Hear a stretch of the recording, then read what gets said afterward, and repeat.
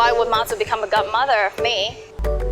Mostly, you can become one by requesting on your own if you have a lot of misfortune or you're always sick.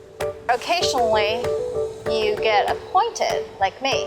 When I was accompanying my mom to her worshiping at a temple, the spokesperson approached us and told my mom that Matsu would actually want me to be her goddaughter.